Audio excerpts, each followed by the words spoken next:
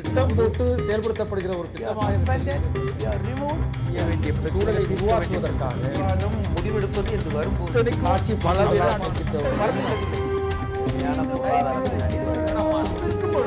எதிர்த்து பேசிட்டு. வணக்கம். நேர்பட பேசு நிகழ்ச்சிக்கு உங்களை அன்போடு வரவேற்கிறோம். மது விலக்கு பற்றிய விவாதம் தொடர்கிறது. மது ஒழிப்பு என்பது சாத்தியமா சாத்தியமில்லையா, தேவையா தேவையில்லையா என்கிற விவாதங்களை நாம் பல தருணங்களில் விவாதித்திருக்கிறோம். இன்றைக்கு தமிழக அரசு தன்னுடைய முடிவை திட்டவட்டமாக சொல்லியிருக்கிறது. இப்போதைக்கு மதுவிலக்கு என்பது அமலுக்கு வரப்போவதில்லை. திரு நத்தம் விஸ்வநாதன் அவர்களுடைய அறிக்கையை பார்க்கிற போது மதுக்கடைகள் தொடரும் என்பதற்கான சமிக்ஞைகள் தான் அதிகம் தென்படுகின்றன. போராட்டம் ஒருபுறம் நடந்து கொண்டிருக்கிறது. மதுவிலக்கு கோரக்கூடியவர்கள் பூரண மதுவிலக்கு என்றும் ஒரே நாளில் மதுக்கடைகளை மூட வேண்டும் என்றும் போராடுகிறார்கள். எதிர்க்கக்கூடியவர்கள் அல்லது அந்த கருத்தை ஏற்காதவர்கள் மதுவிலக்கு என்பது தோற்று போன ஒன்று, அப்படியே மூடுவதென்றாலும் கடைகளை மூடுவதென்றாலும் ஒரே நாளில் மூடுவது சாத்தியம் இல்லை என்று சொல்கிறார்கள். நடைமுறை சாத்தியமற்ற கோரிக்கைக்காக தமிழ்நாட்டில் போராட்டம் நடக்கிறதா, அல்லது போராட்ட உணர்ச்சியை மனதில் கொண்டு மனம் வைத்தால் மார்க்கம் உண்டு என்கிற கருத்து அரசின் செவிகளில் எட்டவில்லையா என்பது ஒரு கேள்வி. சரத்குமார் இந்த ஆட்சியை ஆதரிக்கக்கூடிய ஒரு தலைவர், சட்டமன்ற உறுப்பினர். அரசாங்கத்திற்கு மதுவின் மூலம் 30,000 கோடி ரூபாய் வருமானம் வருகிறது. அந்த வருமானம் இல்லாவிட்டால் மக்கள் நல திட்டங்களை நிறைவேற்றுவது முடியாது என்கிறார். மாற்று வருவாய் திட்டங்கள் இருக்கின்றனவா இல்லையா விவாதிக்கலாம். நம்மோடு தமிழக அரசின் ஓய்வு பெற்ற IAS அதிகாரி திரு தனவேல், மருத்துவர் விமர்சகர் திரு சுமன் சி ராமன், பொருளாதார பேராசிரியர் திரு ஜோதி சிவஞானம், தமிழ் மாநில முஸ்லீம் லீக் கட்சியின் திரு ஷேக் தாவூத், மனநல மருத்துவர் டாக்டர் சிவபாலன், டாஸ்மாக் பணியாளர் சங்கத்தின் திரு துரைமுருகன்.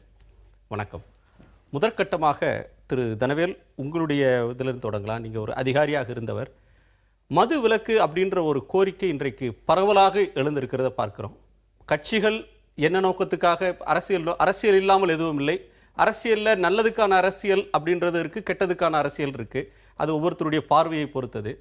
ஒவ்வொரு கட்சியும் இந்த பிரச்சனையில் கருத்து சொல்ல வேண்டிய நிலைக்கு படிப்படியாக நகர்ந்து கொண்டிருக்கிறது. இந்த போராட்டங்கள்லாம் மதுக்கடைகளை மூட வேண்டும் அப்படின்ற ஒன்றை நோக்கி போகுது. ஒரு நாளில் மதுக்கடைகளை மூடுவது சாத்தியமா? அந்த வருவாய் இழப்புக்கு என்ன வழி? மதுவிலக்கு கொள்கையை பற்றியும் இந்த கடைகளை ஒரே நாளில் மூடிவிட வேண்டுமா என்பது பற்றியும் நாம் விவாதிப்பதற்கு முன்பாக தமிழ்நாட்டினுடைய மதுவிலக்கினுடைய வரலாற்றை பற்றி ஓரளவு அறிந்து கொள்ள வேண்டியது அவசியம். பெரும்பாலானவர்கள் அறிந்திருப்பார்கள். 1937 தமிழ்நாடு ப்ரொஹிபிஷன் ஆக்ட் 1937 அந்த சட்டத்தின் மூலம் சேலம் மாவட்டத்தில் ராஜாஜி அவர்களுடைய முயற்சியால் முதல்ல மதுவிலக்கு ஒரு மாவட்ட அளவில் துவங்கப்பட்டது. 1948 அக்டோபர் 2 முதல் தமிழ்நாடு முழுவதும் மதுவிலக்கு அமல்படுத்தப்பட்டது.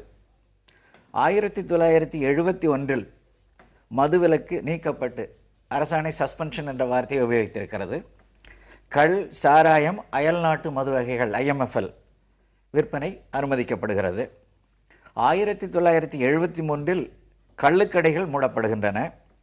74 சாராய கடைகளும் அயல்நாட்டு மது கடைகளும் மூடப்பட்டு பெர்மிட் அனுமதி உள்ளவர்கள் மட்டும் குடிக்கலாம் என்று அங்கீகரிக்கப்பட்ட சில இடங்களில் மட்டும் குடிக்க அனுமதி அளிக்கப்படுகிறது.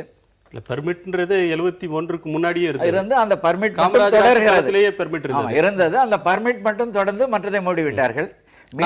83க்கு வந்துடலாம். மீண்டும் 81 கள்சாராய விற்பனை மீண்டும் அறிமுகமாகி 83 டாஸ்மாக் தொடங்குகிறது. டாஸ்மாக் 15 கோடி ரூபாய் முதலீட்டில் தொடங்கப்பட்ட ஒரு நிறுவனம், அரசு நிறுவனம். 15 கோடி முதலீடு. இன்னைக்கு 83 2015 30,000 கோடிக்கு இதோட டர்ன் ஓவர் தாண்டுது அப்படின்ற அளவுக்கு ஒரு கம்பெனி வளர்ந்திருக்கிறது. இந்த மாதிரியான ஒரு அபரிமிதமான வளர்ச்சி அல்லது விபரீதமான வளர்ச்சி தான் மதுவிலக்குன்ற கோரிக்கையை வலுவா முன்வைக்கிறதுக்கு தூண்டுதா? அதாவது டாஸ்மாகினுடைய வளர்ச்சியோடு நாம் இந்த மது கொள்கையை ஒப்பிட்டு பேசுவது ஒரு புறம் இருந்தாலும், துவக்க காலத்தில் எந்த அரசாக இருந்தாலும் வருவாயை கூடுதலாக்குவதற்கான வாய்ப்புகளை அலசி ஆராயும். அதாவது ஏற்றலும் ஈட்டலும் காத்தலும் காத்த வகுத்தலும் வல்லது அரசு என்று சொல்லப்படுகிறது. ஆக அரசுக்கு கூடுதலாக வருவாய் கிடைத்தால் அதை வைத்துக்கொண்டு பல நலத்திட்டங்களை செய்யலாம் என்று எந்த அரசும் முயற்சி செய்வது வாடிக்கை. அப்படி ஒரு நோக்கத்தோடும் அதுபோன்று இந்த கள்ளச்சாராயத்தினால் ஏற்படுகின்ற சில சாவுகள், விரும்பத்தகாத சம்பவங்கள், இவற்றை தவிர்ப்பதற்காகவும் ஒரு நெறிப்படுத்தப்பட்ட முறையினை கொண்டு வந்தால் அரசுக்கும் சற்று வருமானம் கிடைக்கும் என்ற நோக்கத்தோடு தான் முதலில் தொடங்கப்பட்டது. இதில் நீங்கள் டாஸ்மாக் கடைகளின் எண்ணிக்கையினுடைய வளர்ச்சியை பார்த்தீர்களானால் 1981-82 1211 கடைகள் இருந்தன. 10 ஆண்டுகளுக்கு பிறகு 91-92 2372 கடைகளாக அதிகரித்தது. அதற்கு பிறகு 10 ஆண்டுகள் கழித்து 2001-2002 5512 கடைகள். அதற்கு அடுத்த 10 ஆண்டுகளில் 2011-12 6785 கடைகள், 13-14 6800 கடைகள், தற்போது கிட்டத்தட்ட 7000 கடைகளை நெருங்கி கொண்டிருக்கிறது. அதாவது இந்த எண்ணிக்கைகள் குறைவாக இருந்த காலத்திலே அந்த தீங்கு என்பது வெளிப்படையாக இல்லாத காலமாக இருந்தது. கிட்டத்தட்ட இந்த 80க்கு பிறகு ஒரு 30 ஆண்டு காலத்தில் அங்கொன்றும் இங்கொன்றுமாக இருந்த நிகழ்வுகள் இப்போ எல்லா இடத்திலும் குடிப்பவர்களுடைய எண்ணிக்கை நாளுக்கு நாள் அதிகரித்து இந்த சமூக தீங்கு என்பது மிக அதிகரித்து விட்டிருக்கிறது. அதிலே காரணம் எடுத்துக்கொண்டால் இப்போ நான் சமூக தீங்கு அப்படின்றதுல மாற்று கருத்து இல்லை. சிலருக்கு ஒழுக்கமா பார்க்கிறவங்க வேற, இது உடல் ஆரோக்கியத்துக்கான கேடு, சமூக கேடு, அல்லது குடும்ப வருமானம், குடும்பத்தோட பொருளாதாரத்துக்கான கேடு, இப்படி பல பார்வைகளில் பார்க்கிறாங்க. இப்போ இதை மூடுவது என்பது ஒரு நாளில் மூடுவது சாத்தியமில்லை, ஒரே கையெழுத்தில் பூரண மதுவிலக்கை கொண்டு வர முடியாது அப்படின்ற பார்வைக்கு உங்க பதில்? இதுல 3 இலக்குகள். ஒன்று சமூக தீங்கு, இதனுடைய தீமை என்பது எல்லா தரப்பாலும் ஏற்றுக்கொள்ளப்பட்டு விட்டது, அதுல யாரும் மறுதளிக்க மாட்டார்கள் என்று கருதுகிறோம். 2வது, இதை மூட வேண்டும் என்பதற்கான முடிவு எடுக்க வேண்டிய நிலையில் அரசு முடிவு எடுக்க வேண்டும். அப்படி மூட வேண்டும் என்று முடிவெடுத்தால் அதை படிப்படியாக மூட வேண்டுமா, மொத்தமாக மூட வேண்டுமா என்பது. ஆனால் உங்க பார்வை என்ன? சாத்தியமா என்றால் சாத்தியம். படிப்படியாக மூடுவது சாத்தியமா, ஒரேடியாக மூடுவது சாத்தியமா? படிப்படியாக மூடுவது சற்று சுமையில்லாமல் அரசு சமாளித்து மூடலாம். ஒரேடியாகவும் மூடுவதற்கு அரசுக்கு சக்தி இருக்கிறது, ஆனால் சமாளிப்பது கடினம். மாற்று வருவாய்கள் இல்லைன்னு சொல்றீங்களா, இருக்குன்றீங்களா? அதாவது கிட்டத்தட்ட இன்றைக்கு அரசினுடைய வலைத்தளத்திலே கொடுத்திருக்கிற வருவாய் 20,000 கோடியை தாண்டி இருக்கிறது. அதாவது சேல்ஸ் டாக்ஸ், எக்ஸைஸ், ஆயத்தீர்வை, வணிக வரி, இந்த 2 மட்டும் நேரடியாக அரசுக்கு வருகிற வருவாய்கள்ல 20,000 கோடியை தாண்டி இருக்கு. 2012-13 21,680 கோடி. அந்த இடையில அந்த வரி விலக்குல சற்று குறைந்து வேண்டி ஏறி இருக்கு. ஆகவே அது ஒரு 20,000க்கு மேல் என்பதை நாம் உறுதியாக வச்சுக்கலாம். அரசு வலைத்தளத்திலேயே இந்த தகவல் கொடுக்கப்பட்டிருக்கிறது. இப்ப இந்த அரசினுடைய இந்த கேள்விக்கு வந்திருக்கு, ஒரே அடியாக மூட முடியுமா, படிப்படியாக மூட முடியுமா? படிப்படியாக மூடுதல் சாத்தியம், ஒரே அடியாக மூடுறது சாத்தியம் இல்லை. ஒரேடியாக மூடுவது என்பது அரசு தீவிர முனைப்பு எடுத்தால் ஒழிய பொலிட்டிக்கல் வில் வேணும்ன்றீங்க. இல்ல, இது பொலிட்டிக்கல் வில்லுங்கிறது ஒரு புறம் இருக்கட்டும். மதுவினுடைய தாக்கம் தமிழ்நாட்டில் குறைக்கப்பட வேண்டும், மாற்று கருத்து யாருக்கும் இல்லை. அதற்கு மதுவிலக்குங்கிறது ஒரு எக்ஸ்ட்ரீம், கடைசி ஒரு லாஸ்ட் ரிசார்ட்டாக ஒரு மதுவிலக்கு. அது பூரண மதுவிலக்கு கொண்டு வரணும் அப்படிங்கிறது அரசியல் கட்சிகள், மாணவர்கள் இப்போ போராட்டத்தில் ஈடுபட்டிருக்காங்க. மிக முக்கியமாக சில விஷயங்கள் பார்க்கணும். படிப்படியாக மூடுவதுதான் சாத்தியம், ஒரே நாள் மூடுவது சாத்தியம் அல்ல என்பதுங்கிறதுக்கு பொருளாதார காரணம் மட்டும் கணக்கில் நீங்கள் எடுக்காதீங்க. இந்த 20,000 கோடி ரூபாய் இல்லை என்றால் அரசு திவாலாகி விடாது. அரசுக்கு ஒரு உதாரணத்துக்கு ஒரு எலக்ட்ரிசிட்டி பவர் டேரிஃப்ல கொஞ்சம் கூடுதல் வசூலிக்கிறாங்க, ஒரு 3,000-4,000 கோடி வரும். அதுக்கு பிறகு ஒரு 2 இலவச திட்டங்கள் மிக்சி கிரைண்டர் போன்ற ஒரு திட்டம் பரவலாக எல்லாரும் அது பெரிய ஒரு மக்களுக்கு ஒரு பெரிய திட்டமாக எடுத்துக்கொள்ளப்படுவதில்லை. அந்த திட்டத்தை போல் அதை கைவிடுறாங்கன்னு வச்சுங்க. இன்னொரு 2,000 இப்படி எல்லாம் சரி கட்டி ஒரு 10,000 கோடி சேவிங் கொண்டு வந்துடலாம். ஒன்று. 2வது, தமிழ்நாட்டினுடைய கடன் சுமை எவ்வளோ? 2 லட்சம் கோடி, ரைட்டா? இப்போ ஓராண்டிலோ 2 ஆண்டிலோ ஒரு 10,000 கோடியோ 20,000 கோடியோ அதிகமாக பணம் கடன் எடுத்தால் ஒன்று ஈவன் நவ் இன்றைய சூழலும் ஃபைனான்ஸ் கமிஷன் ரெக்கமெண்ட் பண்ற டெட் டு ஜிடிபி ரேஷியோல தமிழ்நாடு ஓரளவுக்கு நல்ல நிலைமையில தான் இருக்கு.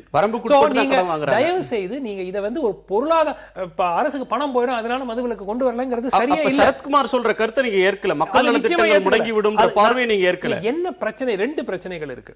2 மிகப்பெரிய ஒரு பிரச்சனை நிறைய பேர் பேசல. ஒரு மருத்துவர் அப்படிங்கிற ரீதியில இப்போ தமிழ்நாட்டில் 65 லட்சம் பேர் தினம் குடிக்கிறாங்கன்னு ஒரு எஸ்டிமேட் இருக்கு. அது 65 லட்சம் இருக்கலாம், 70 லட்சம் இருக்கலாம், 50 லட்சம் இருக்கலாம், தோராயமா 50 லட்சம் பேர்னு எடுத்துக்கோங்க. இதுல ஆல்கஹால் டிபெண்டாக குறைந்தது ஒரு 10 லட்சம் பேர் இருப்பாங்க. அதாவது மது இல்லாமல் அவர்களால் உயிர் வாழ்வது கஷ்டம் அப்படிங்கிற ஒரு நிலைமையில் இருக்கிறவங்க, டிபெண்டன்ட் அப்படிங்கிறது ஒரு 10 லட்சம் பேர் இருப்பாங்க. இவர்களுக்கு நீங்க திடீர் என்று மதுக்கடைகளை மூடினால் ஆல்கஹால் வித்ட்ராவல் சிண்ட்ரோம் என்று வரும். இதில் எத்தனை சதவீதம் வரும் அப்படிங்கிறது பிரெடிக்ட் பண்ண முடியாது. ஆல்கஹால் வித்ட்ராவல் சிண்ட்ரோம், ஒரு நிமிஷம், ஆல்கஹால் வித்ட்ராவல் சிண்ட்ரோம் மனநல மருத்துவர்கிட்ட கேளுங்க, ஒரு நிமிஷம் நான் அதை சொல்லிடுறேன். அதனுடைய மார்டாலிட்டி, அதில் உயிரிழக்கக்கூடியவர்கள் அப் டு 5% இன்டர்நேஷனல் ஸ்டாண்டர்ட்ஸ். நமக்கு அந்த அளவிற்கு ஒரு 10 லட்சம் நபர்களில் ஒரு 1 லட்சம் பேர் வந்தாங்கன்னா வைத்தியம் பார்க்கறதுக்கு வசதி இருக்கா? இதெல்லாம் ஒரு வாரம் 2 வாரத்திற்குள் நிகழக்கூடிய விஷயங்கள். ஆயிரக்கணக்கான மக்கள் திடீரென்று கடையை மூடினா ஆயிரக்கணக்கானவர்கள் இறந்து விடுவார்கள், இறக்கக்கூடும், இறந்து விடுவார்கள், நம்ம கேரண்டியா சொல்ல முடியாது. அதுக்கான அபாயம் இருக்குன்றீங்க. அபாயம் நிச்சயமாக இருக்கிறது.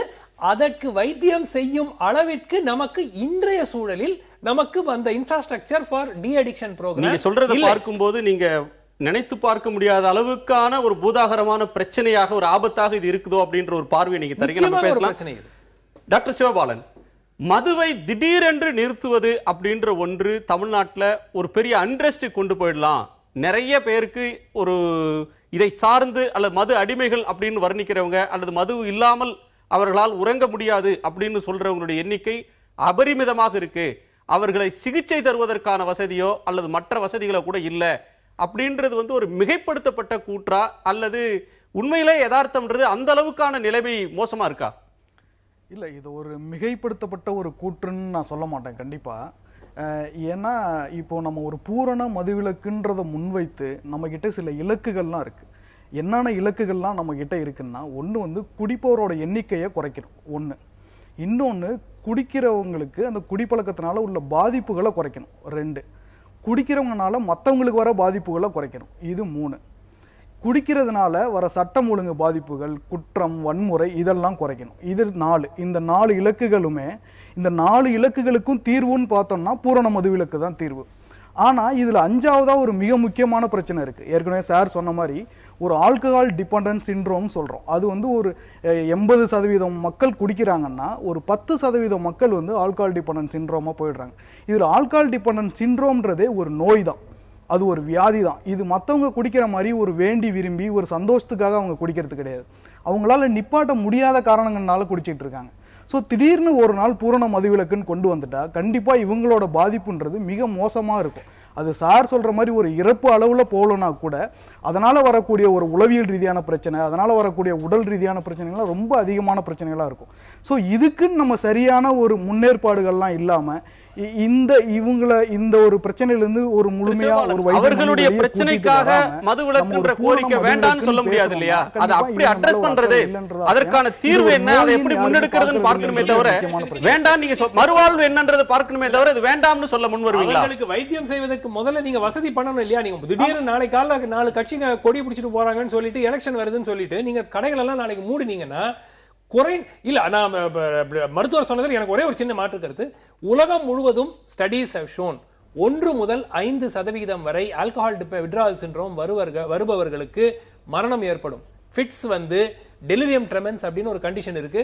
அது அதிலிருந்து காப்பாற்றுவது மிகவும் கடினம். இல்ல, யாருமே இறந்து போக மாட்டார்கள் என்று சொல்வது போக மாட்டாங்கன்றது சொல்ல, பட் இறப்பு சதவீதம் நீங்க சொன்னது கொஞ்சம் அதிகம். டெலிரியம் ட்ரெமென்ஸுமே இது மார்பிடிட்டி தான், அது ஒரு மொர்டாலிட்டி கிடையாது. ஃபிட்ஸ்னால இறக்கலாம். ஃபிட்ஸ்ன்றது less than 0.5% தான் ஒரு ஆல்கஹால் விட்ரால்னால வர ஃபிட்ஸ். அதுவுமே அதில் மொர்டாலிட்டின்னு பார்த்தா இன்னுமே கம்மியாக தான் இருக்கும். ஸோ இறப்பு சதவீதம் கம்மியாக இருக்குது. மற்றபடி இறப்பு சதவீதம் கம்மியாக இருக்கிறதுனால இது ஒரு பிரச்சனை இல்லைன்னு நான் சொல்ல மாட்டேன். கண்டிப்பாக இது ஒரு மிகப்பெரிய பாதிப்பு தான், இது ஒரு நோய் தான். இவங்களுக்கு வைத்தியம் பண்ணிட்டு தான் நம்ம பூரண மதுவிலக்குன்னே யோசிக்கணும். இவங்களை பற்றி நம்ம கவலைப்படாமல் இது ஒரு நோயின்னு நினைக்காம இது ஒரு சமுதாய பிரச்சனை நம்ம வச்சுக்கிட்டு ஒரு பூரண மதுவிலக்குன்னு பேசுறது கண்டிப்பாக ஒரு நியாயம் இல்லாத ஒரு போக்குன்னு தான் நான் நினைக்கிறேன். திரு சிவபாலன், நீங்க சொல்ற ஒரு பார்வை முன்னெச்சரிக்கை நடவடிக்கைகளை செய்யணும், மதுவை சார்ந்து வாழ்க்கையை அமைத்துக் கொண்ட அமைக்க நேரிட்ட ஒருத்தங்களுக்கான வாய்ப்புகளை, அவங்களுடைய எதிர்காலத்தையும் அவங்க உடல்நிலையும் பார்க்கணும், அதனால முன்னெச்சரிக்கை நடவடிக்கைகளை செய்துவிட்டு இது செய்யணும் அப்படின்ற கோரிக்கைன்றது மதுவிலக்கு அமல்படுத்தும் போது கணக்கில் எடுத்துக்கொள்ள வேண்டிய ஒரு முக்கியமான ஒன்று. ஆனால் மதுவிலக்கு என்பதே அவசியமா? தமிழ்நாடு மற்ற மாநிலங்கள் ஒப்பிடும்போது மிக மோசமான சமூக பிரச்சனையாக தமிழ்நாட்டோட பிரச்சனையா மாறிடுச்சு அப்படின்னு சொல்ற வாதத்துல உண்மை இருக்கா? இல்லை, இன்னைக்கு வந்து பல நாடுகளில் இந்த பிரச்சனையை பற்றி பேசிகிட்டு இருக்காங்க. பட் எல்லா நாடுகள்லையும் என்ன சொல்கிறாங்கன்னா ஒரு கம்ப்ளீட் ப்ராஹிபிஷன்றது ஒரு தேவையில்லாத ஒன்றுன்னு தான் சொல்கிறாங்க. அது ஒரு எக்ஸ்ட்ரீம் ஃபார்ம் ஆஃப் ஒரு இந்த மேனேஜ்மெண்ட்டு தான் சொல்கிறாங்க. ஏன் அப்படி சொல்ல வராங்கன்னா, அதுவும் இந்த பொதுவாக இந்த குறிப்பிட்டு நான் சொல்லணும்னா, இந்த மதுவில் ஏன் ஒரு பூரண மதுவிலக்கு ஒரு அவசியம் இல்லைன்னு மற்ற நாடுகள் எல்லாம் சொல்கிறாங்கன்னா என்ன காரணம்னா, நீங்கள் பூரண மதுவிலக்குன்னு கொண்டு வந்துட்டீங்கன்னா மதுன்றது ரொம்ப எளிமையாக தயாரிக்கக்கூடிய ஒரு பொருள் தான். இதனால் வரக்கூடிய அந்த ஒரு மார்க்கெட் சந்தைன்றது ரொம்ப சுலபமாக வந்துடும். ஸோ ஒரு சந்தைன்னு வருது, ஒரு ஆல்கஹால் நம்ம இலிசிட் ட்ரக்னு டீல் பண்ணும்போது இதனால் வர குற்றங்களோட எண்ணிக்கை ரொம்ப அதிகமாக இருக்கும். இதனால் வர ஆன்டி சோஷியல் ஆக்டிவிட்டீஸ்லாம் ரொம்ப அதிகமாக இருக்கும். ஸோ இதெல்லாம் நீங்கள் கன்சிடர் பண்ணீங்கன்னா இதெல்லாம் ஒரு எதிர்மறையான விளைவுகள் தான் நீங்கள் ஒரு ப்ராஹிபிஷனால.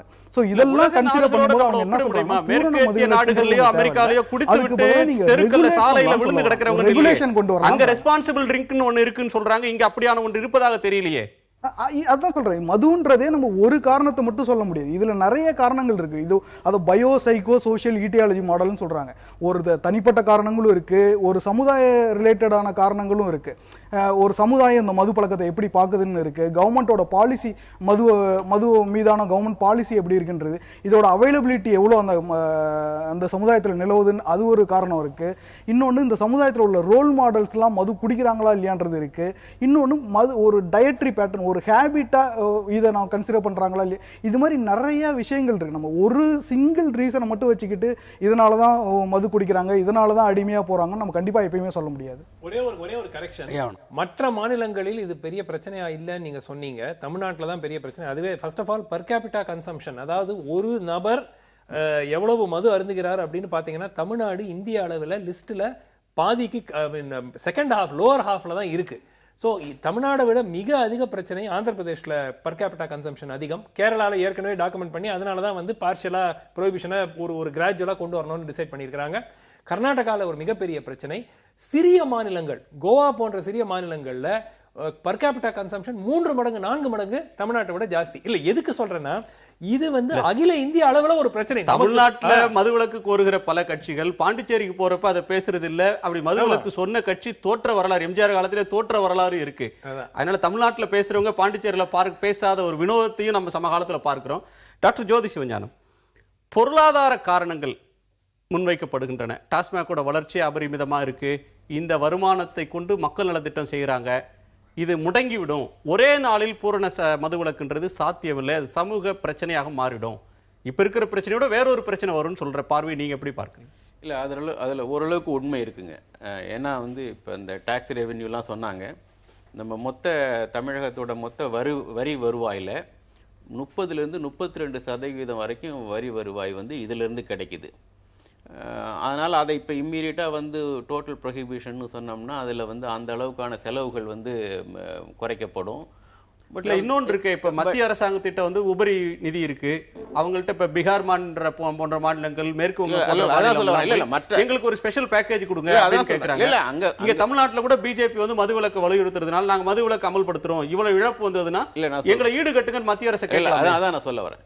அதாவது உடனடியாக அந்த பாதிப்பு இருக்குங்கிறது உண்மை, அதில் எந்த இதுவும் அதை வந்து நம்ம காம்பன்சேட் பண்ணிக்க முடியும். இப்போ வந்து 1937 ராஜாஜி வந்து இது மாதிரி கொண்டு வரப்போ பூர்ண மதுவிலக்கு கொண்டு வரப்போ இந்த பிரச்சனை தான் பெருசாக வைக்கப்பட்டது. டிடி கிருஷ்ணமாச்சாரி இந்த பிரச்சனையை வச்சார், இந்த வருவாயை ஈடுகட்ட முடியாதுன்னு.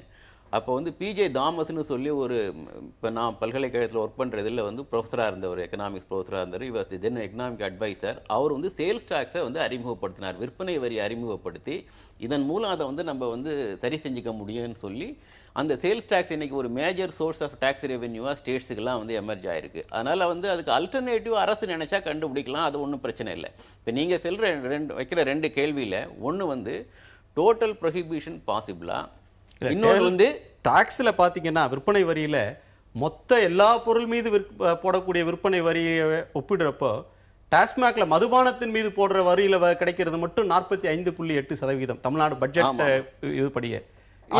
பெரிய காம்பனன்ட் ஒரு அரசு எப்படி இழக்கும்? இல்ல, அது இழக்கிறது ஒரு பக்கங்க. இன்னொன்னு அந்த பெனிஃபிட் சைடு, இப்ப இதுக்கு வந்து பெனிஃபிட்டும் இருக்கு, காஸ்டும் இருக்கு. வரி வருவாய் இழப்பு வந்து காஸ்ட், பெனிஃபிட் வந்து மக்கள் வந்து பலன் அடைகிறாங்க, அப்படி பார்க்கலாம். 2 டைமென்ஷனும் இருக்குது. பட் இந்த ரெவென்யூ லாஸை வந்து அரசு நினைச்சா பல்வேறு வகையில காம்பன்சேட் பண்ண முடியும். உதாரணத்துக்கு அது ஒரு மேஜர் பிரச்சனை இல்லைன்னு சொல்ல வரேன். செலவு இம்மீடியட்டா அந்த செலவு குறைக்கப்படும், அது பிரச்சனை. மக்களுக்கு வந்து அந்த திட்டங்கள் மூலம் கிடைக்கக்கூடிய பலன் வந்து தனியார் துறையிலிருந்து கிடைக்காது. அரசு மூலியமா அரசு திட்டங்கள்லேருந்து கிடைக்கக்கூடிய பலன் வேற எங்கேயும் மக்கள் கிடைக்காது. அந்த பலன் வந்து பாதிக்கப்படும் உடனடியாக. ஆனால் அதை வந்து கிராஜுவலாக கூட அதுக்கு காம்பன்சேட் பண்ண முடியும். உதாரணத்துக்கு மணல் எடுக்கிறாங்க, கிரனைட் எடுக்கிறாங்க. இதெல்லாம் வந்து ஒரு ஸ்டாக் டேக்கிங் அரசு எடுத்ததுன்னா அதன் மீது வரி போடலாம். அதுவும் ஆல்டர்னேட்டிவ் நம்ம கலெக்ட் பண்ணுற டாக்ஸ் ரெவென்யூ மீதி 2/3 டாக்ஸ் ரெவென்யூ வந்து எஃபிஷியண்டாக அட்மினிஸ்ட்ரேட் பண்ணாலே நமக்கு ஏகப்பட்ட ரெவென்யூ கிடைக்கும். தமிழ்நாடு எலக்ட்ரிசிட்டி போர்டையும் தமிழ்நாடு ரோட் டிரான்ஸ்போர்ட் கார்பரேஷனையும் எஃபிஷியண்டாக ரன் பண்ணாலே அதில் லாபம் கிடைக்கும். கவர்மெண்டோட சர்வீஸ் டெலிவரி எல்லாம் எஃபிஷியண்டாக பண்ணிங்கனாலே அதுலேருந்தே லாபம் கிடைக்கும். இங்கே பாருங்கள், மக்களுக்கும் பலன் கிடைக்கும். ஸோ இதெல்லாம் எஃபிஷியண்டாக ரன் பண்ணாலே நம்ம இதை காம்பன்சேட் பண்ணிக்க முடியும். அதை தாண்டி நீங்கள் சொன்ன மாதிரி மத்திய அரசுகிட்ட இருந்தும் நம்ம வந்து வாங்கலாம். இப்போ குஜராத் ரன் பண்ணிட்டு இருக்காங்க, எஃபிஷியண்டாக ஃபிஸ்கல் அட்மினிஸ்ட்ரேஷன் நல்லா தான் பண்ணிட்டு இருக்காங்க ப்ரொஹிபிஷனோட. அதனால் அது வந்து மேஜர் பிரச்சனை இல்லைங்க இதில் உள்ளது. அடுத்து ரெகுலேஷன் சொல்கிறீங்க, படிப்படியாக பண்ணலாமா என்னான்னு. இது ரெண்டையுமே பண்ணுறது யாருன்னு பாருங்கள். இப்போ நம்ம விவாதம் பண்ணிகிட்டு இருக்கோம். இதை வந்து டோட்டல் ப்ரொஹிபிஷன் பண்ணால் கூட அங்கே ரெகுலேஷன் தேவைப்படுது. நீங்கள் ஸ்டேஜ் பை ஸ்டேஜ் ரெகுலேட் பண்ணாலும் நம்ம ரெகுலேஷன் தேவைப்படுது. இது ரெண்டுமே இல்லாமல் மற்ற நிறைய வெரைட்டியை வந்து தமிழ்நாட்டில் நம்ம வந்து எக்ஸ்பெரிமெண்ட் பண்ணியிருக்கோம். இப்போ சார் சொன்னாங்க, அவங்க அதிகாரி சொன்னாங்க எப்படி எந்தெந்த இயரில் வந்து நம்ம இம்ப்ளிமெண்ட் பண்ணோம், எடுத்தோம், இம்ப்ளிமெண்ட் பண்ணோம். மதுவிலக்கே தள்ளாடி தான் வந்திருக்கு.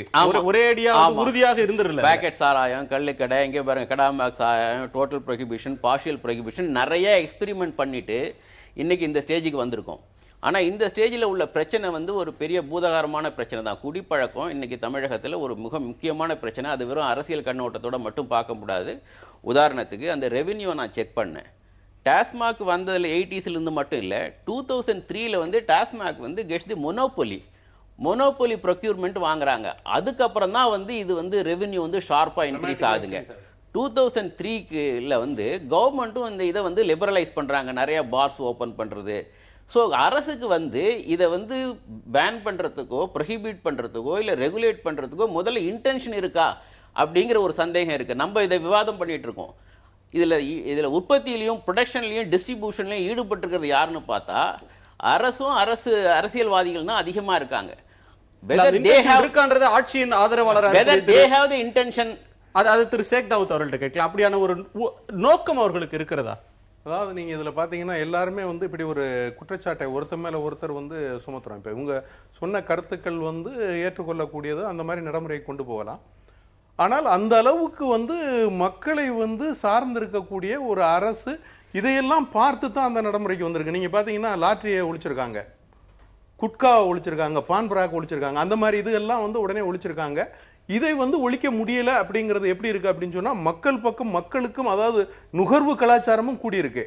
அப்ப திடீர்னு நீங்க அதை ஒழிக்கணும் அப்படின்னு சொன்னாலும் அதுலயும் பிரச்சனை இருக்கு. லாட்டரியில கூட நுகர்வு இருந்தது, அதனுடைய நிலைமைகள் வேற இருந்தது, இதனுடைய நிலைமை வேற இருக்கு. அரசை பொறுத்தவரை மக்கள் நலன், தமிழக அரசை பொறுத்தவரை மாண்புமிகு தமிழக முதல்வர் வந்து மக்கள் நலன்ல கருத்து இருக்கிறாங்க. அதுல எந்த மாற்று கருத்து இந்த மதுவிலக்குன்ற கோரிக்கையில மக்கள் நலன் இல்லைன்னு சொல்வீங்களா? இல்ல, அதாவது இந்த கோரிக்கை ஆகப்பட்டது திடுதுப்புன்னு இந்த ஒரு 5-6 மாசமாக ஸ்டார்ட் ஆகி, அதாவது 2-3 ஆண்டுகளாகவே இது பேசப்படுது. இதே அரங்குல 2 ஆண்டுக்கு முன்னாடி கூட இல்ல அதுக்கு முன்னால இருந்து பேசிக்கிட்டு இருந்தாலும் பெரிய அளவுல மீடியாக்கள்லயும் அதுலயும் இதுலயும் விளம்பரம் பண்ணப்பட்டு குழந்தை குடிச்சிருச்சு, பெண்கள் குடிச்சிட்டாங்கன்னு சொல்லிட்டு பெரிய அளவுல விளம்பரம் பண்ணி இது தேர்தலை முன்னிறுத்தி செய்யறதாகத்தான் கருதுறோம். அப்ப இந்த தேர்தலை முன்னிறுத்தி செய்யக்கூடியதுக்கு ஒரே ஒரு நிமிஷம் ஐயா, அதை வந்து அப்படி பார்க்க கூடாதுங்க. இங்க பாருங்க, உதாரணத்துக்கு இப்ப எனக்கு வந்து 52 வயது ஆகுதுங்க. என்னுடைய அனுபவத்துல ஒரு 5 வருடம், இப்போ ஒரு 10 வருடத்துக்கு முன்னாடிலாம் வந்து ஒரு 5 கிலோமீட்டருக்கு ஒரு கடை பார்க்கலாம்.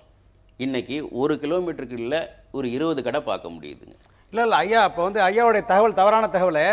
1 கிலோமீட்டருக்குள்ள 20 கடைலாம் அப்படிலாம் எங்கேயுமே எந்த பகுதியிலும் தமிழ்நாட்டில் ஐயா காட்டிட முடியாது. இப்ப நான் வந்து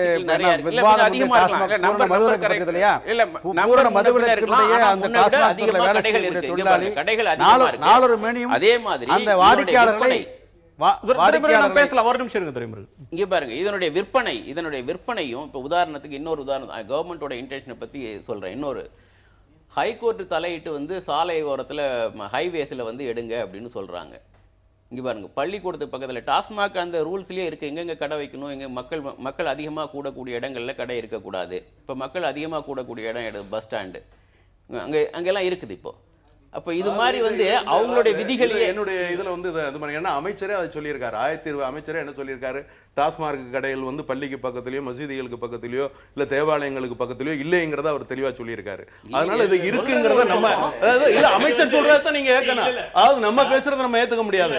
அமைச்சர் சொல்றது டிஸ்பியூட்டபிள் தான். நீங்க அமைச்சர் சொல்வது வேதமாகாது இல்ல. அமைச்சர் சொல்றதுக்கு இல்ல அவங்க தான அமைச்சர் ஒரு கருத்து சொல்றாரு. ஆமா அவர் அமைச்சர் ஒரு கருத்து சொல்றாரு. அந்த கருத்துல குறை இருந்ததுன்னா மற்றவங்க இன்னொரு கருத்து சொல்லுவாங்க. இல்ல நிறைய கோர்ட்டே வந்து பல முறை இது வந்து இப்போ திரு சசி பெருமாள் ஊர்ல நடந்த பிரச்சனையை விட்டுடுங்க, அது வந்து கோர்ட் ஆர்டர் இருக்கு, ஏற்கனவே அதை வெக்கேட் பண்ணல அந்த கடையை.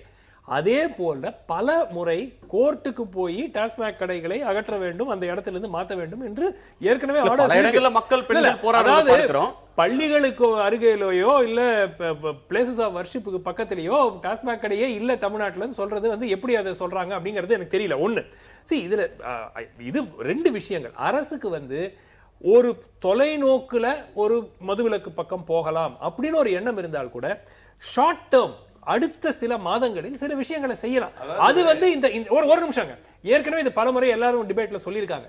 நேரத்தை கட்டுப்படுத்துவது, டாஸ்மாக் கடை ஷாப்ஸ் வந்து மத்தியானத்துக்கு முன்னாடி திறக்க கூடாது, காலையில திறக்கிற மாதிரி ஒரு அநியாயம். எந்த ஒரு அதுதான் ஒரு மிகப்பெரிய கொடுமை. 10 மணிக்கு காலையில ஃபர்ஸ்ட் காலையில வந்து நம்ம பேசலாம். அந்த மாதிரி 5 நீங்க 6 மாதமாகத்தான் பேசப்படுதுன்னு சொல்றதை விடவும் அண்மையில் கேரள அரசு எடுத்த ஒரு கொள்கை முடிவு அப்படின்றது வந்து இந்த விவாதத்தை இந்த மாதிரி கோரிக்கை வைத்தவர்களுடைய கோரிக்கையை வலுப்படுத்தி இருக்கு அப்படின்னு தான் சொல்லணும். நீங்க அதே மாதிரி அது எல்லாமே அரசியலுக்காக மட்டுமே பேசுறாங்க அப்படி பார்க்கல. தோத்து போயிருக்கு. இல்ல அவர் அரசியல்வாதி அல்ல, சுமந்த் அரசியல்வாதி அல்ல, ஜோதி சிவஞானம் அரசியல்வாதி அல்ல. நம்ம பேசலாம், ஒரு இடைவேளைக்கு பிறகு பேசலாம். இதுல இருக்கக்கூடிய சாத்தியங்களை பற்றி நம்ம தொடர்ந்து பேசலாம். திரு தனவேல், ஒரு சிறிய கம்பெனி கூட பெரிய சக்சஸ் தன்னோட வெற்றியை வந்து கொண்டாடி கொள்றது வழக்கம். ஆனா டாஸ்மாக் பொறுத்த வரையிலும் ஒரு தகவல் வறட்சி அதோட வெப்சைட்ல போய் பார்த்தாலே தெரியும். 2005 2006க்கு பிறகு எவ்வளவு டர்ன் ஓவர் பண்ணாங்கன்ற புள்ளி விவரமே கூட இருக்காது. ஏன்னா இந்த விற்பனை அதிகமானது அப்படின்ற விவரத்தை சொல்வது வேண்டாதது அப்படின்ற எண்ணம் அந்த நிறுவனத்தாருக்கு இருக்கக்கூடும். இப்போ இருக்கக்கூடிய தகவல்களை வைத்து பார்க்கிற போது ஏறத்தாழ நம்முடைய வருவாயில், அரசின் வருவாயில் 4/1 மேலே இதை சார்ந்து இருக்கிற நிலைமை இருக்கு. திடீரென்று அந்த வருமானம் கட்டானா என்ன பண்றதுன்ற ஒரு பார்வையை பற்றி நம்ம விவாதிச்சோம். இன்னொன்று, அரசாங்கத்தோட இன்டென்ஷனை பற்றி ஜோதி சிவஞானம் கேட்டார். அரசாங்கமே விரும்பினாலும் மதுவிலக்கை அமல்படுத்தணுன்றது அரசியலோட நோக்கம் அப்படின்னு விரும்பினாலும் நடைமுறைப்படுத்துறதுன்றது அவ்வளோ எளிதில்லை. கள்ளச்சாராயம் ஆறாக பெருகும், ஆயிரக்கணக்கானவர்கள் அதை கைது செய்யக்கூடிய நிலைமை வரும். அதை கட்டுப்படுத்துறதுக்கு ஆயிரக்கணக்கில் பல்லாயிரக்கணக்கில் போலீஸார் தேவை, அதுக்கான மேன் பவர் இல்லை. இப்படியான காரணங்கள் முன்வைக்கப்படுது. அந்த சொல்லப்படுற வாதங்கள் உங்களுக்கு ஏற்படையவை? அதாவது முதல்ல வந்து பொதுவாக இது போன்ற பெருமளவிலான விவாதங்கள் கடந்த ஒரு மாதத்துக்கு மேலே கூர்ந்து நடைபெற்று வருது. இதில் அறிவுஜீவிகளை பொறுத்தவரையில் சிலர் தெரிந்தும் குழப்புகிறார்களோ என்கிற சந்தேகம் எனக்கு வருது.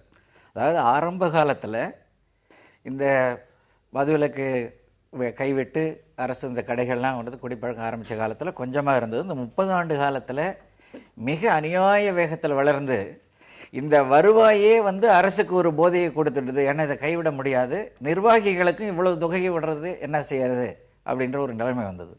ஆனால் தார்மீக ரீதியாக பார்க்கும்போது இன்றைக்கு கண்கூடா நீங்கள் வெளிநாட்டு இதையும் நம்மளையும் அறிவுஜீவிகள் ஒப்பிடக்கூடாது. வெளிநாட்டில் குடிக்கிற முறை என்பது வேறு, நம்முடைய நாட்டில் குடிக்கிறது. இங்கே வந்து சீரழிகிறவர்கள் ஏழை பாமர மக்கள், கீழ் நடுத்தர குடும்பத்தில் இருக்கிறவங்க நிறைய குடும்பங்கள். இரண்டாவது, மருத்துவர் சொன்ன ஒரு கருத்தில் நான் மாறுபடுறேன்.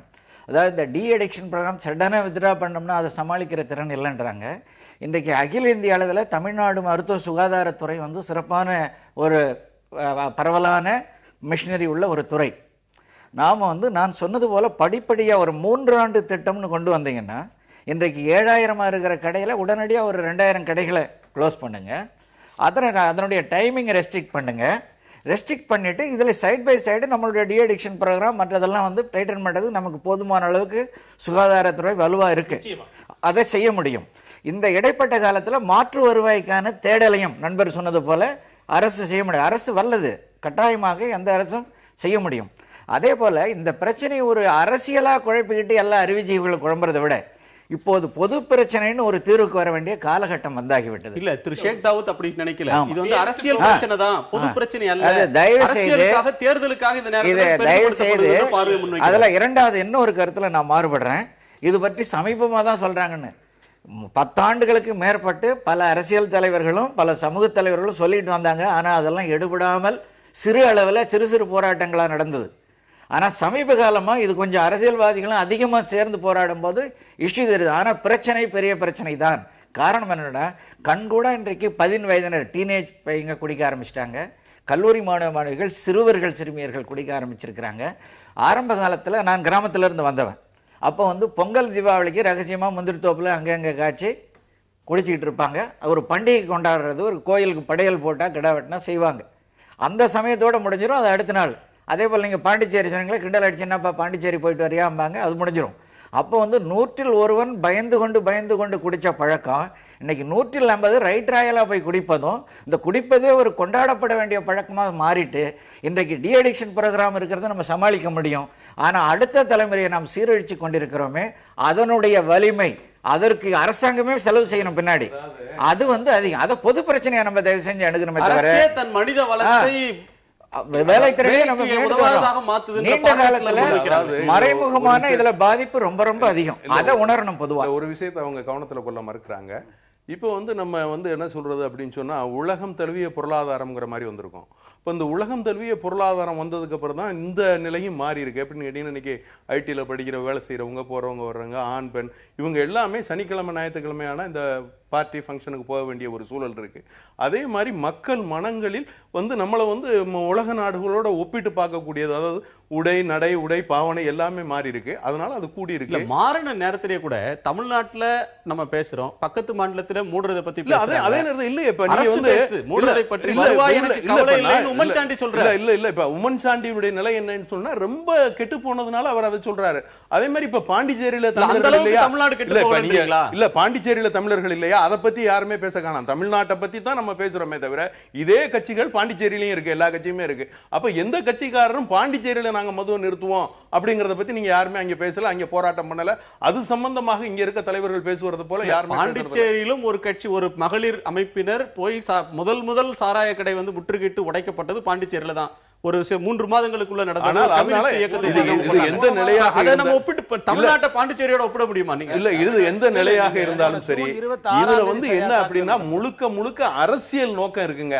அரசியல் நோக்கம் இருக்கிறதுனாலதான் அரசியல் தலைவர்கள்லாம் இதை வந்து பெருசுபடுத்தணும், எப்படியாவது தமிழ்நாட்டில் உள்ள அரசை மாற்றணும் பேச வந்திருக்கிற யாருமே அரசியல்வாதிகள் உங்களை தவிர. இல்ல, என்ன கேட்கிறேன்னா, ஒரு பார்வையை முன்வைக்கிறார். அரசாங்கம் சின்னதா இது ஆரம்பிச்சது 29/11/2003 சில்லறை வர்த்தகத்துல டாஸ்மாக் வந்தது.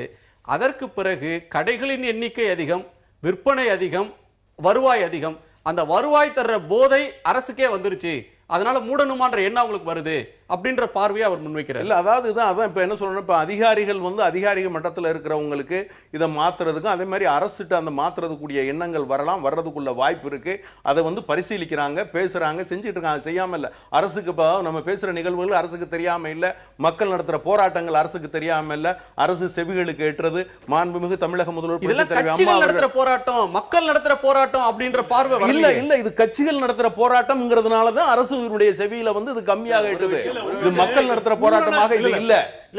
முழுக்க மாணவர்களை தூண்டுறாங்க. ஜோதி சார், ஒரு விஷயம், அதாவது இது மதுவிலக்கு தமிழ்நாட்டிலேயே நம்ம வந்து ஏன் பாண்டிச்சேரி மற்ற மாநிலங்களும் ஒப்பிடணும்? இப்ப குஜராத்ல பூர்ண மதுவிலக்கு, அங்க குளோபலைசேஷன் இல்லையா? தமிழ்நாட்டிலேயே வந்து நம்ம எக்ஸ்பெரிமெண்ட் பண்ணிருக்கோம். இப்ப முன்னாடி சொன்ன மாதிரி இங்கே வந்து நம்ம வந்து நிறைய எக்ஸ்பெரிமெண்ட் பண்ணிருக்கோம். ஒண்ணு. ரெண்டாவது, இது அரசுக்கு கிடைக்கிற வருவாய் மட்டும் இல்ல, அரசியல்வாதிகளுக்கு இதுல இருந்து கிடைக்குது வருவாய். ஸோ அதனால வந்து அதான் நான் கேள்வி கேட்கிறேன், அரசும் அரசியல்வாதிகள் இவங்க 2 பேருக்கும் வந்து இன்டென்ஷன் இருக்கா? சரி, இன்னொருத்தர் கேட்கணும். துரைமுருகன், நம்முடைய டாஸ்மாக் பணியாளர் சங்கத்தை சேர்ந்த துரைமுருகன் இருக்கிறார். இதுல குடிப்பவர்கள், குடி வேண்டாம் என்று சொல்பவர்கள், இப்படியான விவாத பிரதிவாதங்கள் நடந்துகிட்டு இருக்கு. ஒரு டாஸ்மாக் ஊழியர் அப்படின்ற முறையில உங்களுடைய பணி பாதுகாப்பு அப்படின்றத தாண்டி இதுல இருக்கிற சமூக பிரச்சனை, இதை மூடுறதுல உள்ள சிக்கல்னு நீங்க என்ன நினைக்கிறீங்க? இப்போ இதில் இருக்கக்கூடிய சமூக பிரச்சனை வந்து இப்போ கிட்டத்தட்ட பேசின எல்லா ஐயாவுமே அதை பற்றி தோழர்கள் எல்லாருமே சொல்லிட்டாங்க. சமூக பிரச்சனைகள் எது மாதிரியாக தாக்கத்தை ஏற்படுத்துகிறது அப்படின்னு. ஆனால் இது வந்து பூரண மதுவிலக்கு சாத்தியமா இல்லையா என்கின்ற ஒருவரி கேள்வி இதில் ஒரு வார்த்தையில் பதில் என்பது இல்லை. ஏன்னா அது பூரண மதுவிலக்கு அப்படின்ற ஒரு தரப்பு, இன்னொரு தரப்பு இதை நடத்தியே ஆக வேண்டும், இதில் ஒரு நிர்பந்தம் இருக்குது, நடத்த வேண்டிய தேவை இருக்குன்னு சொல்லக்கூடிய அரசாங்கம் ஒரு தரப்பு. இதுக்கு நடுவில் தான் இதற்கான தீர்வு இருக்குது. இது ரெண்டுக்கும் நடுவில் தான், பூரண மதுவிலக்குக்கும் இதை நடத்தியே தீரணும்னு சொல்லக்கூடிய அரசாங்கத்திற்கு நடுவில் தான் அதற்கான தீர்வு இருக்குது. இதை நாங்கள் எப்படி வச்சுருக்கோம்னாக்கா, பூரண மதுவிலக்கை மெல்ல அமுல்படுத்துவது, அதை ஒரு கட்டுக்குள் வைத்திருப்பது. இப்போ உதாரணத்துக்கு இப்போ எங்களுடைய தரப்பிலிருந்து நாங்கள் கோரிக்கை வைப்பது, இப்போ தொடரெல்லாம் பேசியிருக்காங்க, அதில் வேலை நேரத்தை வெகுவாக குறைக்கணும். அதே போல் கிராம பகுதிகளில் இருக்கக்கூடிய கடைகளை முற்றிலுமாக எடுக்கணும். ஊராட்சி பகுதிகளில் ஒரு கடை கூட இருக்கக்கூடாது. பேரூராட்சி பகுதிகளில் அந்த பாப்புலேஷன் ஸ்ட்ரென்த்துக்கு தக்க மக்கள் தொகைக்கு ஏற்ப 1 or 2 கடைகள் அனுமதிக்கலாம். அதுவும் அனைத்து வசதிகளையும் கொண்டு இந்த ஊரினுடைய புறநகர் பகுதியில் இருக்கணும். நகராட்சியில் ஒரு 3-4 கடைகள், மாநகராட்சியில் ஒரு 30. நீங்க கிராமங்கள்ல கூடிட்டு நகரங்கள்ல மட்டும் கடை வச்சீங்கன்னா கிராமத்துல இருக்கக்கூடியவங்களுக்கு இப்ப போக்குவரத்து வசதி அதிகரிச்சிருக்கிற நிலைமையில அவங்க அருகில் இருக்கிற கடைக்கு போய் குடிக்க மாட்டாங்களா? மெனக்கட வேண்டிய தேவை ஏற்பட்டுரும். இப்போ வந்து இதே 6823 கடை இருக்கக்கூடிய டாஸ்மாக் நிறுவனத்தினுடைய இந்த லிக்கர் ட்ரேடை, இந்த மது விற்பனையை வெறும் 1000 கடைக்குள்ள நிப்பாட்டிட முடியும். அதிகபட்சமாக ஒரு 1000 கடைக்குள்ள நீங்க முற்றிலுமாக இதை வந்து மூட முடியும் அப்படி என்பதில் 1% கூட சாத்தியம் இல்லை. ஆனால் அரசாங்கம் இது குறித்து தீவிரமான ஒரு விவாதத்துக்கு வரணும். ஏன்னா இப்போ வந்து பூரண மதுவிலக்கு கோஷம் வந்து பாண்டிச்சேரியை விட இருக்கக்கூடிய இதர சுற்றி இருக்கக்கூடிய மாநிலங்களோட கூட தமிழ்நாட்டிலேயே அதிகமாக இருக்குனாக்கா, இங்கே இருக்கக்கூடிய முகலட்சணம், இந்த டாஸ்மாக் கடைகளில், நான் வந்து டாஸ்மாக் தொழிலாளி, இந்த கடையினுடைய முகலட்சணம் அப்படி இருக்கு, ரொம்ப அவலட்சணமாக இருக்கு. ஒரு கடையாக இல்லை. இதே வந்து பாண்டிச்சேரி ஒரு சின்ன அவுட்லெட், ஒரு சின்ன மாநிலம், ஒரு 10 லட்சம் பேர் மக்கள் தொகை கொண்ட மாநிலத்தில் 340 கடை இருக்கு. ஒரு 5000 பேருக்கு கிட்டத்தட்ட 3000 பேருக்கு ஒரு கடை அங்கே இருக்கு.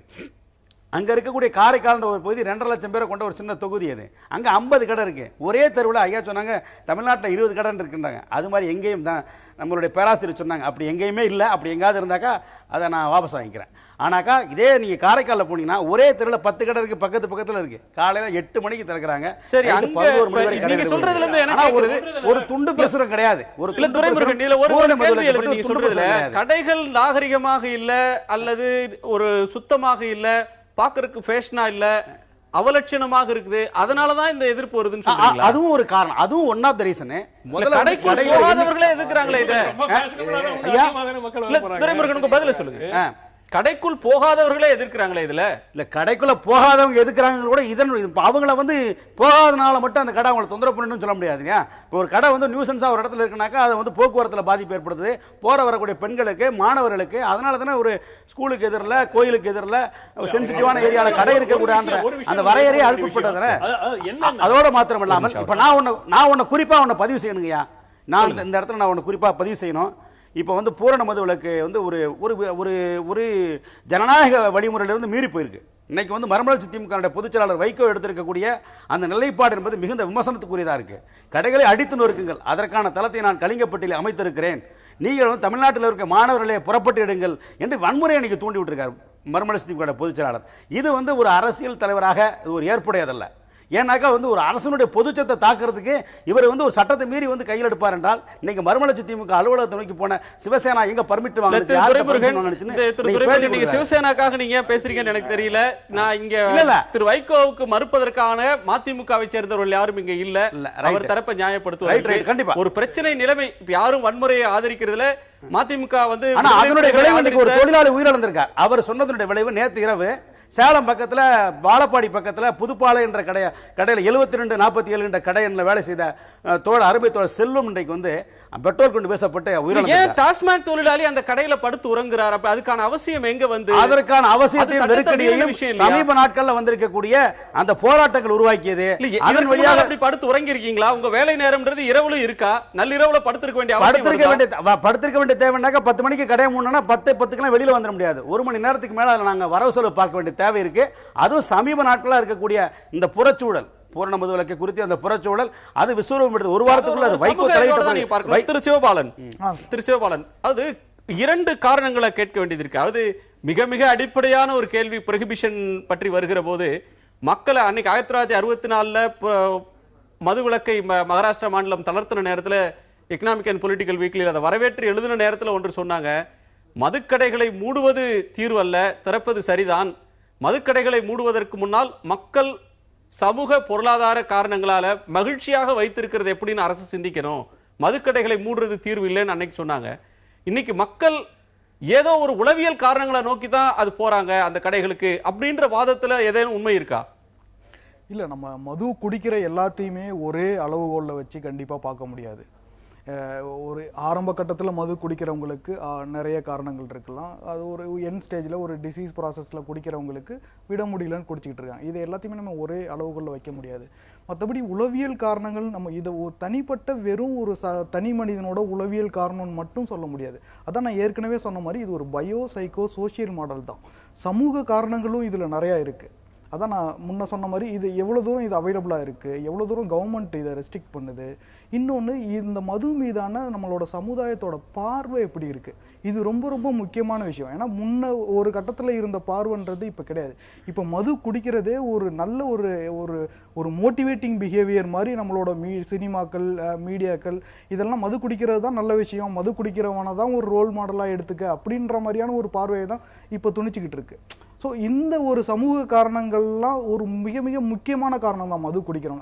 அவனோட உளவியல் பிரச்சனைன்னு மட்டும் நான் சொல்லி நான் ஒரு ரெஸ்ட்ரிக்ட் பண்ணல. சமூகத்தோட உளவியலும் இதுல அடங்கி இருக்குதுன்னு சொல்றீங்க. ஆமா, கண்டிப்பா சமூகமும் இருக்கு, தனி மனுஷனும் இருக்கு. மாடிஃபை பண்றதுக்கு இன்னைக்கு தமிழ்நாட்டுல ஒரு பார்ட்டி அப்படின்னா மது இல்லாத பார்ட்டி இருக்கா? பார்ட்டி அப்படின்னாலே இப்போ வீக்கெண்ட்ல ஐயா சொன்னது போல ஐடி இண்டஸ்ட்ரியிலயோ மற்ற இண்டஸ்ட்ரியிலயோ வீக்கெண்ட்ல ஒரு கோடி மக்கள் குடிக்கிறாங்க. இது எல்லாருமே வந்து ஒரு ஒரு கம்பல்ஷனாலயோ ஒரு வெறுப்புனாலயோ இருங்க. கோழி முன்பு வந்ததா முட்டை முன்பு வந்ததா குடிக்கிறவங்க சொல்றாங்க, கடை இருக்கிறதுனால தான் குடிக்கிறவங்க. இல்ல ஒரு நிமிஷம் இருங்க. இது வந்து இப்போ ஒரு கடை இருப்பதனால் வந்து யாருமே வந்து just because the shop is there I will not go and drink. எனக்கு ஏதாவது ஒரு சந்தோஷம் கிடைக்கிறது, ஒரு ஒரு ஒரு some need is being fulfilledங்கறனால தான் மனுஷன் ட்ரிங்க் பண்ணுவானே தவிர அப்ப அதே அளவுல ஏன் சிகரெட் பிடிக்கல? சிகரெட் கூட விக்கறாங்க. ஏன் அப்ப தமிழ்நாட்டுல சிகரெட்ல ஒரு நிமிஷம் இருங்க. மறுப்பு கேட்டு வரலாம் ஒரு நிமிஷம். அதாவது வந்து சந்தோஷத்தை கொண்டாடுறதுக்கு இந்த 10 ஆண்டுகள் தான் குடிச்சு பழகுறாங்க. இதுக்கு முன்னாடி இந்த மக்கள் மகிழ்ச்சியாவே இல்லையா? பழைய தலைமுறைகள் மகிழ்ச்சியாவே இல்லையா? சந்தோஷத்தை கொண்டாடுறதுக்காக இயல்பா குடிக்கிறான்ற வாதம் தவறு. அதே போல மேநாட்டு கலாச்சாரம் தானே இங்க கடைக்கு வந்து வாய்ப்பு வழங்குறதுனால அது டெம்ப்ட் பண்ணுது. இன்றைக்கு ஊடகங்களோ திரைப்படங்களோ மறைமுகமாக அவர்களுக்கு சில ஆதாயம் பண்றாங்க. சிகரெட்டுக்கு தமிழ்நாட்டுல சிகரெட் பயன்படுத்துவது அதே அளவுல வளர்ந்திருக்கிறதா இல்லையா? சிகரெட் விக்கிறாங்க, தெரு விக்கிறாங்க. கட்டுப்படுத்தின பிறகு சிகரெட் கடையை விட அதனுடைய சுமை குறைஞ்சிருக்கு. நீங்க என்ன பண்ணீங்க? கேம்பெயின் நடத்துனீங்க. சிகரெட்டுக்கு எதிராக நடந்த பிரச்சாரம் நடந்ததா? சிகரெட் பிடிச்சா மதுவுக்கு எதிராக நடந்ததா? மதுக்கு எதிராக டாஸ்மாக்னுடைய பட்ஜெட் என்ன? 10 கோடியோ என்னமோ சொல்றாங்க. அந்த 27,000 கோடி வருவாயில குடி வந்து குடியை கெடுக்கும் என்று கொண்டு போய் மக்களிடம் சேர்க்க வேண்டிய பொறுப்பும் டாஸ்மாகிடம் தான் இருக்கிறது. தமிழக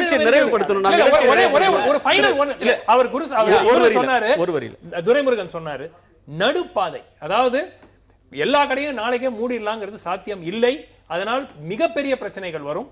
அதே சமயம் மதுவினுடைய தாக்கத்தை நிச்சயமாக குறைக்க வேண்டும். மிடில் பாத் அது வந்து அரசால் சுலபமாக செய்ய முடியும். Cut down working hours, shift, reduce the number of shops, stop opening new shops, பார்களை மூடுங்க. இந்த மாதிரி ஏதாவது இந்த டாஸ்மாக் பார்களை மூடுவது என்பது அவ்வளவு எளிதா பண்ணுவாங்கன்றது ஆச்சரியமான ஒரு விவாதத்துக்குரிய ஒரு கேள்வி. இந்த மாதிரி நீங்க 6,823 கடையில வந்து 4,200 தான் பார் இருக்கு. நீங்க பாரை பத்தி சொல்றீங்க, எல்லா கடையிலயும் பார் இல்ல. 6,823 கடையில வெறும் 4,000 கடையில மட்டும் தான் இருக்கு. முக்காவாசி கடையில பார் இல்ல. நிகழ்ச்சி நிறைவு செய்யணும்.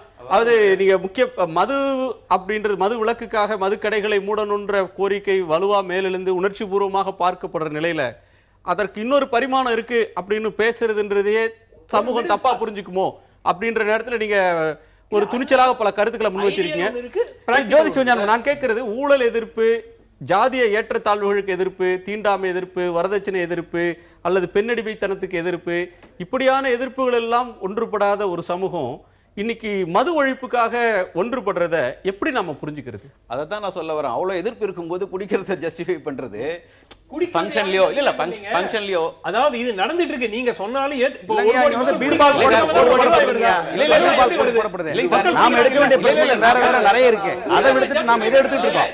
இதுக்கு என்ன தீர்வு? இல்ல இது சாத்தியம் இல்லைன்னு சொல்றது இல்ல. ரெண்டு விஷயம் இருக்கு. அதாவது குடித்துக் கொண்டிருக்கக்கூடிய ஒருவர் குடிக்க மதுக்கடையை மூடணும்னு சொல்லலாம், வாழ்நாள்ல மதுவை தொடாத ஒருவர் மதுவிலக்கு சாத்தியம் இல்லை அப்படின்னு சொல்லலாம். அது வந்து ஒரு நடைமுறையில அவங்களுக்கு இருக்கிற ஏற்றுக்கொண்ட கருத்தின் அடிப்படையில் பேசுறது.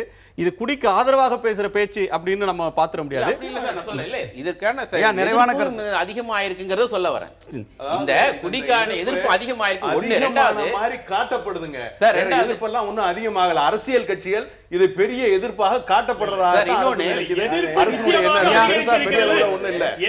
பெரிய அளவுல ஒண்ணும் கிடையாது. மக்கள் மத்தியில எதிர்ப்பு கிடையாது சார். இதுல ஒரு முக்கியமான விஷயம், மக்கள் மத்தியில எதிர்ப்பு எல்லாம் இருக்கு. மக்கள் மத்தியில இருக்கு, சமூக தளங்கள்ல இருக்கு, அரசியல் இயக்கங்கள் இங்க வெகுவா எதிர்த்துட்டு இருக்கு. இந்த நேரத்துல தமிழக அரசாங்கம் இது குறித்து நிச்சயமாக ஒரு அனைத்து கட்சி கூட்டத்தை இல்ல தொழிற்சங்கத்தை கூடி விவாதித்து டாஸ்மாக் ரெண்டு பக்கத்திலுமே டாஸ்மாக்ல பூரண மதுவிலக்கு ஒரு பக்கம், வேலை செய்யக்கூடிய தொழிலாளிகளுக்கு பாதுகாப்பு இல்லாத இது ரெண்டையுமே என்ன நினைக்குது, தன்னுடைய மக்கள் இதை பயன்படுத்த கூடாதுன்னு நினைக்கிறாங்க. சோ மக்கள்கிட்ட அந்த சாய்ஸை விட்டுற முடியாது. கஞ்சா எல்லா விஷயத்தையும் மக்கள்கிட்ட விட்டுற முடியாது. சில விஷயங்களை மதுவை விட காட்டிலும் சிகரெட் வந்து கேன்சரோட அசோசியேஷன் இருக்குன்னு நிரூபிக்கப்பட்டிருக்கிறது உலகமெங்கும். இல்ல சார், அதையும் பண்றீங்க, அதையும் பேன் பண்ணுங்க. இல்ல அதனால முதல் கட்டமா பொது இடங்களை தடை சட்ட அரசு கொண்டு வந்தது. பொது இடங்களில் கண்டிப்பாக இதில் மாற்றம் இருக்க வாய்ப்பு இருக்கு. அரசு இத பாப்பாங்க. தமிழக அரசு இதுல மாற்று கருத்து இல்ல. இந்த மதுவை பற்றிய தமிழகத்துல மாத்தி ஐயா இதுல வந்து என்ன மாற்றம் வந்தாலும் அதுல வேலை செய்யக்கூடிய தொழிலாளிக்கு சட்ட பாதுகாப்பு இல்லாம இருக்காங்க. மிக குறைந்த சம்பளத்துல வேலை செய்து கொண்டிருக்காங்க. அவங்களுடைய வேலை நேரம் முறைப்படுத்தப்படல, வார விடுப்புகள் இல்ல. அது வேற சட்டம் அமலாகாத ஒருவர்கள் அவர்கள் ஆளும் மாநிலங்களில் ஏன் தடை கொண்டு வரல, ப்ரோஹிபிஷன் கொண்டு வரல? அது வேற ஒரு அரசியல் கேள்வி. சுருக்கமாக சொல்ல வேண்டும் என்றால் இதுல வந்து அரசும் அரசியல்வாதிகளும் நிறைய தலையிட்டு இருக்காங்க. நம்ம விவாதம் பண்றதை விட அவங்க வந்து மனசாட்சியோட முன் வந்து இதை நிறுத்தணும், இதை வந்து பூர்ண மதுவிலக்கோ இல்ல பார்ஷியலா ரெகுலேட் பண்றதோ, இது ரெண்டுமே வந்து அரசு நினைச்சா நிச்சயமா செய்ய முடியும். கட்சிகள் மத்தியில் இது பத்தி அரசியல்வாதிகளும் அரசும் நினைச்சா நிச்சயம் செய்ய முடியும். சட்டமன்றத்தில் இது பற்றி ஆழமா விவாதிக்கணும், வந்து பேசணும் மனசாட்சியோட. இது ஒரு சமூக தீங்கு, இதை கட்டுப்படுத்த முடியும், படிப்படியாக அமல்படுத்துதல் சாத்தியம்.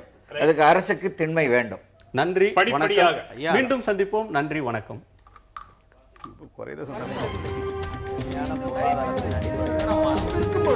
எதிர்த்து பேசிட்டு தவிர